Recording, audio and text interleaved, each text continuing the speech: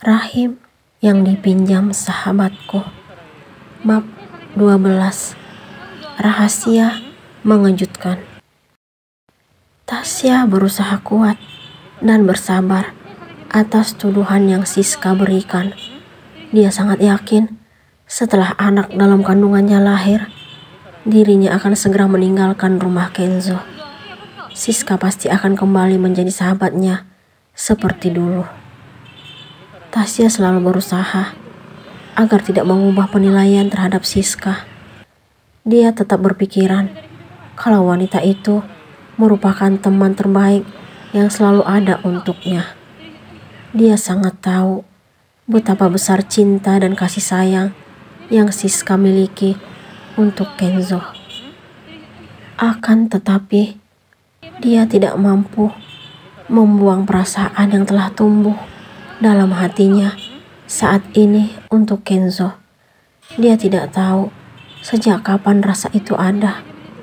Dia selalu berusaha menolak, tetapi debaran saat bersama laki-laki itu makin tidak terelakkan. Dia tidak ingin membiarkan rasa yang telah tumbuh saat ini makin kuat. Dia berusaha menolak cinta yang kian besar dalam hatinya untuk Kenzo. Namun, dia sudah berjanji akan menunjukkan kebaikan di depan Kenzo sebelum pergi dari rumahnya. Dia sangat tahu kalau sikap yang ingin dia tunjukkan kepada Kenzo akan melukai Siska. Namun, dia melakukan itu semua untuk membuktikan tuduhan sahabatnya itu. Dia tidak peduli lagi dengan apa yang Siska pikirkan. Dia merasa lelah. Dia ingin memanfaatkan kesempatan bersama Kenzo sebelum mereka berpisah. Dia sadar kalau dirinya tidak akan mungkin memiliki suami sahabatnya sendiri. Dia selalu yakin kalau Siska yang pantas memiliki Kenzo. Dia hanya istri sementara yang akan melahirkan anak Kenzo. Itu merupakan kesepakatan yang Siska berikan kepadanya. Dia berharap setelah berpisah dengan Kenzo, hubungan Siska kembali baik-baik saja bersama laki-laki itu. Kamu tahu gak sayang? Tanya Kenzo kepada Tasya beberapa minggu yang lalu. Apa mas? Tanya Tasya ingin tahu. Bukan hanya aku yang sayang banget sama kamu, tapi papi dan mami juga. Tasya terharu mendengar penuturan Kenzo. Tetapi dia berusaha bersikap biasa saja. Cinta dan kasih sayang kalian lebih pantas untuk Siska, mas. Tujuan aku di sini hanya untuk melahirkan anakmu dan Siska. Kenapa kamu selalu berkata seperti itu, sayang? Seolah-olah kamu ingin meninggalkan aku. Kenzo curiga dengan apa yang Tasya ucapkan. Kenapa kamu mikirnya kejauhan, mas? Aku hanya mengatakan yang sebenarnya. Kamu dan Siska hanya mengharapkan anak ini. Tasya mengusap-usap perutnya. Kamu benar kalau aku sangat mengharapkan anak kita. Tapi kamu sudah tahu kalau aku juga sangat mencintaimu. Terima kasih untuk cintamu, mas. Tapi aku harus selalu mengingatkanmu bahwa hanya Siska yang pantas mendapatkan cinta itu. Tasya selalu berusaha menolak cinta Kenzo. Satu hal yang selalu Tasya tanamkan dalam hatinya, dia tidak ingin mengungkapkan rasa yang telah tumbuh untuk Kenzo. Dia tidak ingin mengkhianati sahabatnya sendiri. Bu Tasya. Lamunan Tasya buyar setelah mendengar suara Bi Inah memanggil namanya sambil mengetuk pintu kamar. Wanita itu pun beranjak dari tempat tidur, lalu melangkah ke arah pintu, kemudian membukanya. Iya, Bi. Bi Inah berdiri di depan pintu kamar Tasya. Bu Siska sudah menunggu untuk makan siang bersama Bu Tasya. Tasya sedikit terkejut mendengar apa yang Bi Inah sampaikan. Menunggu saya, Bi? Tanya Tasya heran. Iya, Bu. Tasya tidak pernah menyangka kalau ternyata Siska telah menunggunya di meja makan. Padahal tadi pagi Wanita itu sangat marah dan mengaku sangat membencinya. Tasya merasa lega karena Siska kembali berbuat baik kepadanya. Siska tidak menunjukkan rasa benci di depan Tasya. Dia justru mengembangkan senyuman yang membuat Tasya bahagia. Dua sahabat itu pun menikmati makan siang sambil berbincang sesekali. Namun, Siska tiba-tiba mengingatkan kembali kesepakatan yang dulu dia ucapkan. Maaf Syah, aku harus mengingatkan kembali tentang kesepakatan kita. Kamu harus ingat, setelah anak itu lahir, segera tinggalkan rumah ini dan pergi dari kehidupan kami sejauh mungkin. Aku pasti akan selalu ingat sis. Kamu gak perlu takut atau ragu. Aku janji, setelah melahirkan, akan segera melupakan kalau aku pernah menikah dengan suamimu.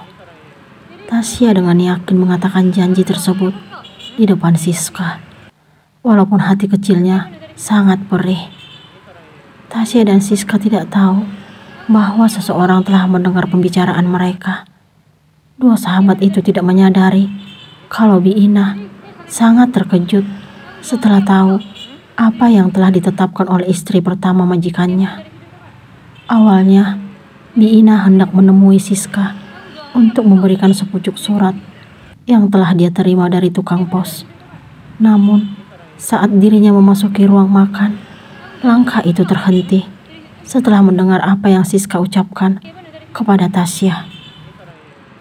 Selama ini, Biina melihat Siska sangat baik kepada Tasya.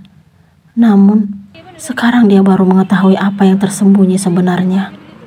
Wanita parubaya itu tidak pernah menyangka kalau kedua istri majikannya memiliki kesepakatan yang tidak terduga. Berkali-kali aku ingatkan kembali, jangan pernah memberikan harapan pada suamiku. Tasya kembali mendengar peringatan itu dari Siska. Sekarang Tasya baru mengerti tujuan Siska kembali mengajaknya makan berdua hanya untuk mengutarakan apa yang diharapkan sahabatnya tersebut. Siska selalu saja mengingatkan Tasya tentang kesepakatan yang dulu dia ucapkan. Aku juga sudah sering katakan padamu sis, kalau aku tidak akan mengganggu suamimu. Tapi kenapa Mas Kenzo semakin perhatian padamu? Dia perhatian karena anak dalam rahimku. Kamu gak perlu takut dengan cinta suamimu. Selamanya hanya untukmu. Setelah mengucapkan kata-kata tersebut, Tasya pun beranjak dari meja makan menuju kamarnya. Sementara itu, Biina telah mendengar semua pembicaraan Siska dan Tasya. Dia sekarang memahami seperti apa sifat Siska jika sedang tidak berada bersama Kenzo. Wanita parubaya itu kini sangat kasihan melihat Tasya. Di tempat lain, Kenzo sangat bahagia hari ini. Wajahnya berseri-seri, bak bunga yang sedang bermekaran di taman. Dia tidak menyadari kalau ayahnya memperhatikan sikapnya tersebut. Kenapa tuh senyum-senyum? Papi, sepertinya lagi bahagia banget nih anak papi. Iya, Pi. Papi boleh tahu dong kenapa senyum-senyum sendiri? Kenzo bahagia memiliki Tasya, Pi. Oh, ternyata Tasya yang membuat kamu seperti ini. Terus terang, Papi turut bahagia. Papi dan Mami juga sayang banget sama dia. Dia beda dengan Siska. Kamu tahu sendiri kalau dulu Papi dan Mami tidak menyetujui kamu menikahi Siska. Iya, Pi. Tapi kenyataannya sekarang Siska juga menantu Papi. Iya, sudah terlanjur. Papi berharap semoga Tasya selalu membawa kebahagiaan untuk keluarga kita. Itu pasti, Pi. Dia wanita yang mampu membuat Kenzo mengerti arti cinta yang sesungguhnya. Dia juga yang akan melahirkan keturunan keluarga kita. Tasya sangat istimewa, Pi. Iya, Nak. Papi sangat paham.